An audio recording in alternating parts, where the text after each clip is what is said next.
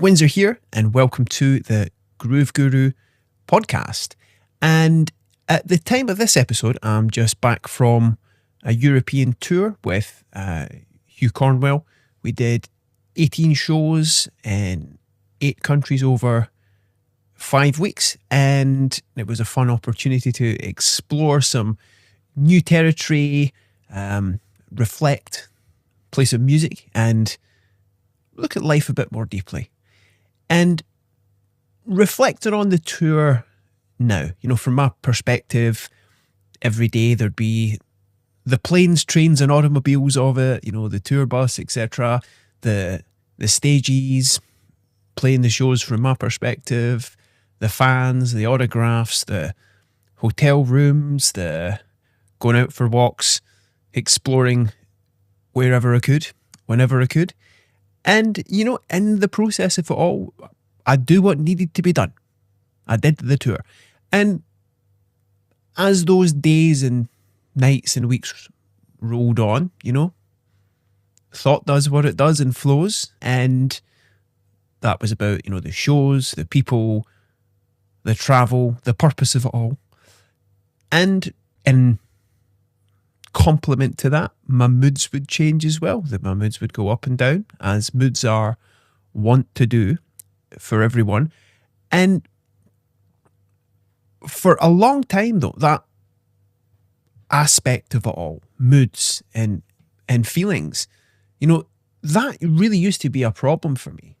And for the longest time, I used to think my moods and experiences were coming from out there, from the people, the places, the circumstances involved. And what I would do is I would make my mood a problem and try to go into my thinking and resist it and try to change all that to make it feel better. But it never really worked. But what really changed for me, it was that realization that I'm not just the drummer.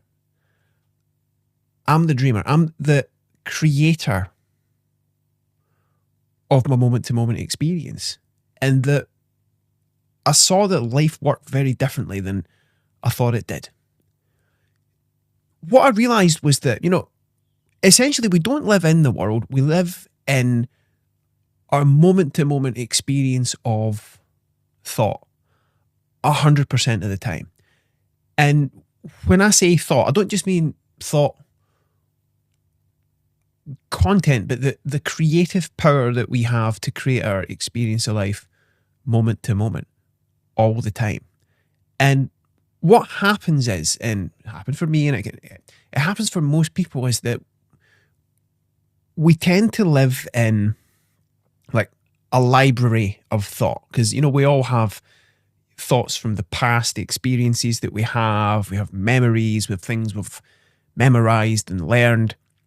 And that comes up, and then that can create a filter that we see through, and we create permutations of that past and project it onto an imaginary future, and that can have its uses, there's planning, etc., and thinking.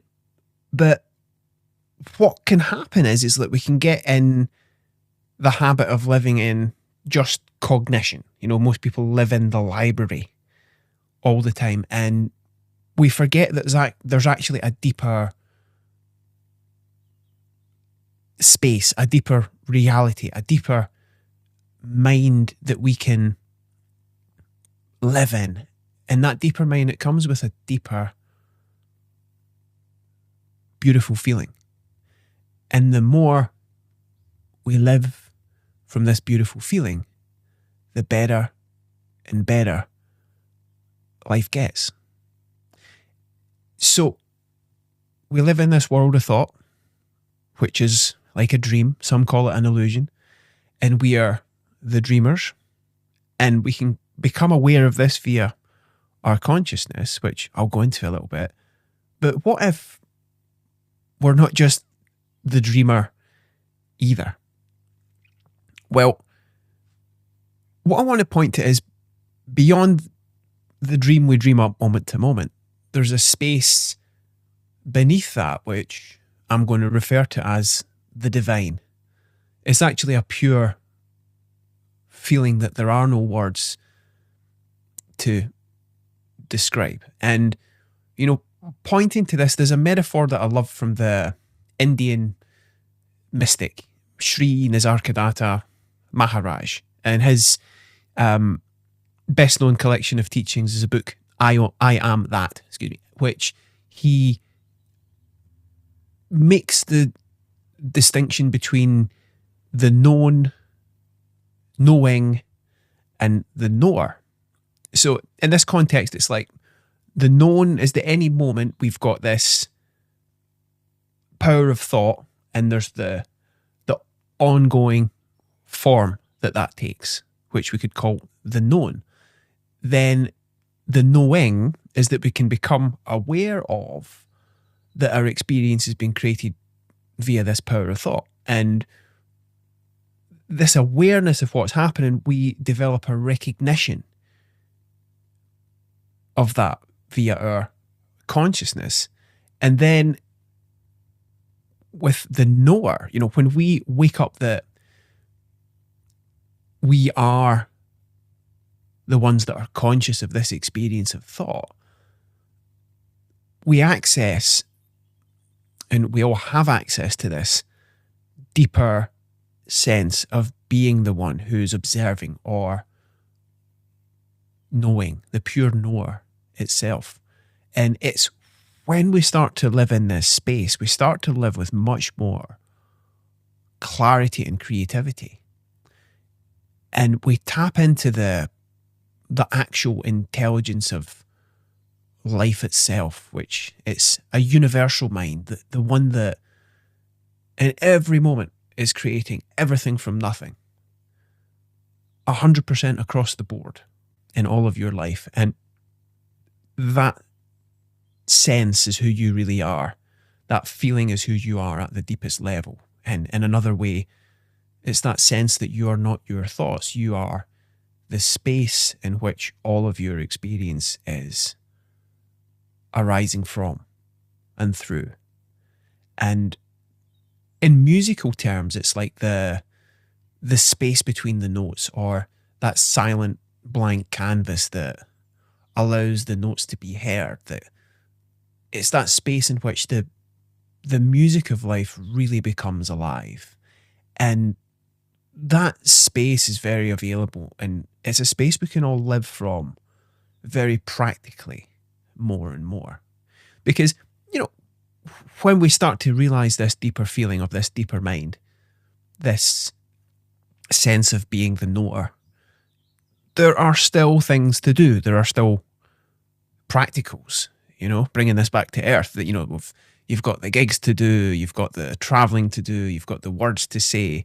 You do what you do, and that doing is on you. It's the sense that we can do that less in the library and much more from presence and clarity more of the time. And when we touch that space of clarity, we access our creativity and a sense of being guided more and more by what I like to call wisdom, which is not just a beautiful feeling, but really practical.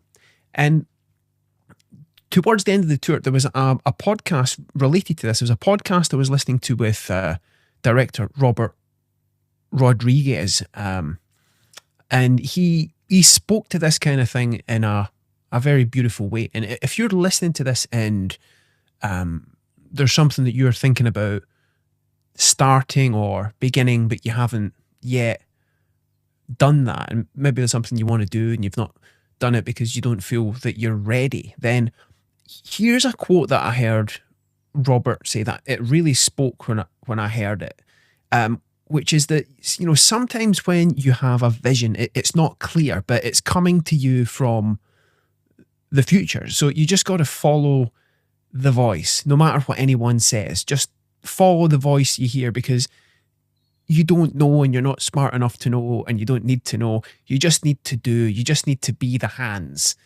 Now, what hit me about that was that it's this creative process is very practical. Because, for example, when I play drums, like I did every night on the tour I was talking about, and I show up from that space, I sometimes refer to it as the other guy showing up, because it really feels like it's not me doing the playing, and it's like there's something else that plays through me. And for example, it's like new, when I'm playing the same set of songs, new rhythmic variations and creative responses show up in a way that I'd never considered before. And the more we do that and tap into that creativity, what I'm going to refer to as our wisdom more and more, it's an intelligence behind life that knows how to tap into all the stored stuff we've got in our library and draw upon that more wisely than the library or our intellect itself can draw upon it. And another quote I love from Robert on that episode was, "Jump in. No, it's not you. You've just got to be the hands." And, you know, in the process of this all, is as we create what we're going to create, you know, the more you look to that space within you, that space where the dream is dreamt, it can show up beautifully wherever you are. Because another point is, when I travel to all the different countries, it's always an experience of me. It's always an experience of the power of thought, moment to moment. And when you touch that and live from that deeper space by feeling into it, it gives a sense of, you know, you're more grateful in the highs and graceful in the lows, and just really grateful that it's all thoughts flow. Because, you know, as I said, it's like, you know, we've all got this experience of thought, and we've all got moods, and we're all going up and down.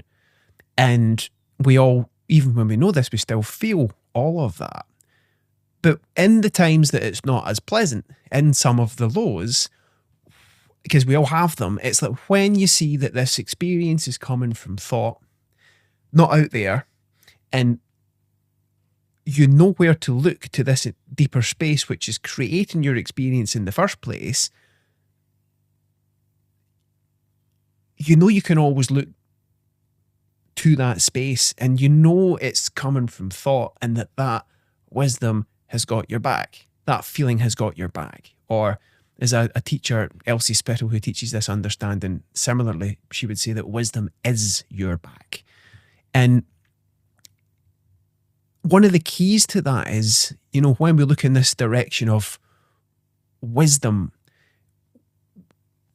we stop resisting our experience as much. It's like if you're holding a beach ball under the water,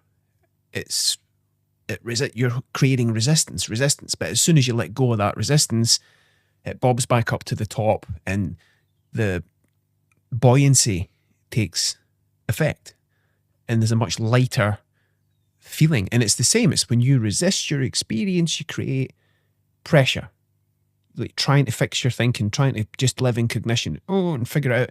But that's not the way to that deeper feeling where your creative bandwidth is, and you live with much more ease and clarity moment to moment. You know, when you start to let go of resistance, the more that your clarity readily flows. And what's really cool about that is the more you show up in that clarity, your natural wisdom and creativity arises, and you see what to do next in real time.